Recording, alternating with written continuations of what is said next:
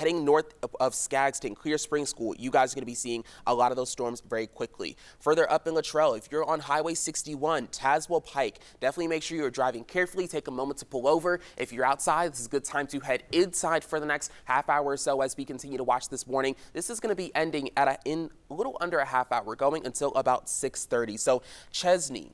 Let's see, there's more of those towns that were popping up. Where'd they go? If you're on Clinch Valley Road, again, just make sure you're going to be driving carefully, getting out of the way because these storms are going to be coming in your direction. Again, Washburn, Rutledge, you guys are going to be seeing these storms as well. If you're by the Young School, that is something to keep an eye on as well. Going to switch over to our velocity map to see what kind of wind speeds we are getting with some of these storms right now. Looking like, again, we do have the possibility of those storms up to 60 miles per hour, and you can kind of see that with some of those brighter spots near Corrigan. That's around 26 miles per hour.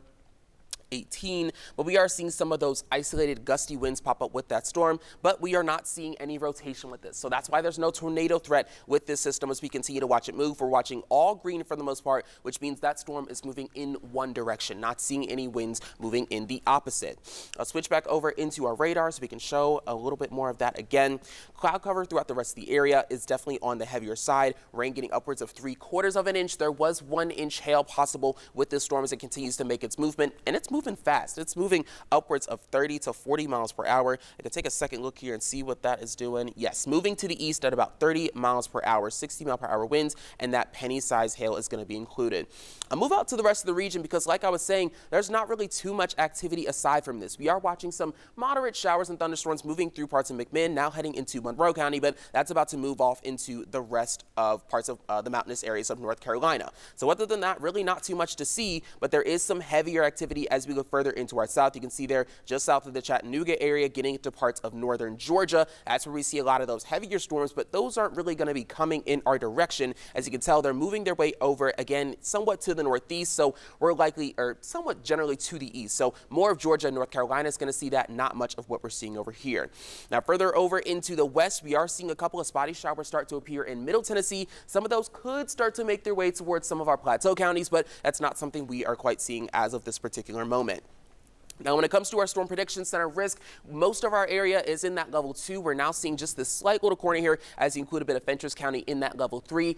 If we do see any tornado risk, that's where that higher possibility is going to be. And again, for our impacts, the main things we're going to be looking at are hail up to 1 inch in diameter. That's quarter-size hail, and damaging winds are going to be our #1 threat. Winds getting upwards of 70, maybe even 75 miles per hour. Now, a quick little detour when it comes to temperatures. We're seeing things in the mid-80s right now, but those heat index values still on the higher end. You see we're getting into the lower 90s. 92 degrees is what it feels like in Oak Ridge. A little bit cooler in some places where we did see those storms. So as we get down through the rest of tonight, we will see mostly clear conditions, and then we may see that rain really start to pick up as we get later into the nighttime. So again, people in our northern counties bordering Kentucky, that's where we're going to see a lot of those stronger storms, but we could see a couple more scattered ones throughout the rest of the area as well. So this is one model that I've been using up to this point. It really has been the closest to some of the storm systems we're seeing right now. So over these next couple of hours, again, calmer conditions for the most part, but as we get closer to around 8, 9 o'clock, that's when we see some of those stronger storms start to appear.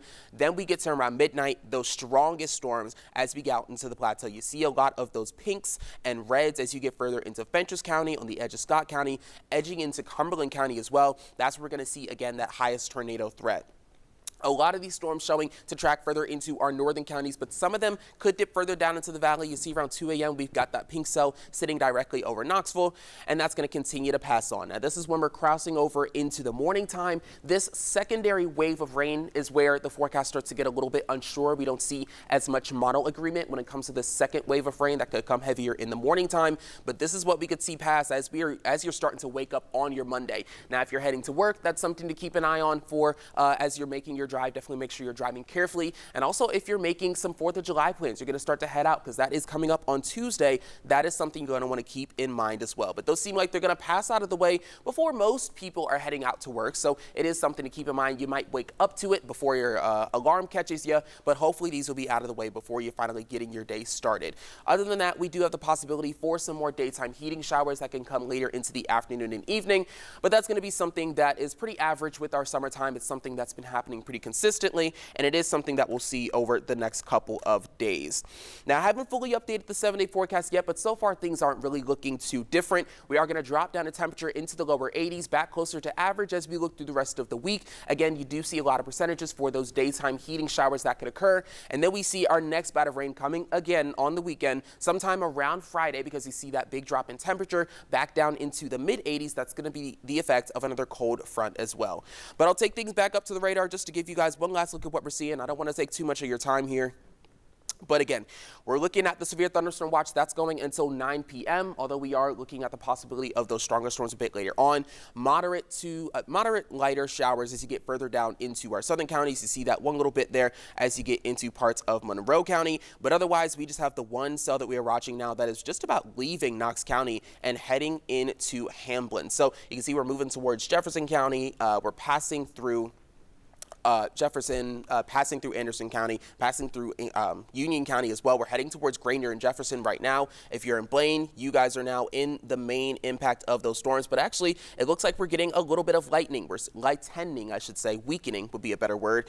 We're seeing less of that red as it makes its way past Blaine, heading towards Newmarket, Jefferson City, Alpha, maybe a bit of Morristown as well before we start to see that system die out. I can get one more look at sort of what that timing could be like. And if we push that all the way out towards Morristown, if it lasts for that long, again, Tampico, Mill Springs, that's going to be in about 10 minutes. If you're in Cherokee, Keister, Wani Village, that's all going to be in about 20 minutes. Same with Talbot, Alpha, Morristown, that's all going to be within about 25 minutes. Then Rushy Springs, Ridgeview, we may see some weakening by the time we get to that 30-minute point. But again, upwards of 60-mile-per-hour winds, penny-sized hail along with this storm. It's a good time to head inside as you continue to watch this pass its way over. But I can leave you with this for now. I'll continue to keep an eye on these storms as we get over the next couple of minutes. I'll also likely head on Facebook Live really quickly to give you guys some updates if you didn't catch this. But definitely make sure you're staying safe. Keep your eye on the radar and keep your alerts on so that we can keep you safe for anything else that may come up tonight. And take you back to your regular programming.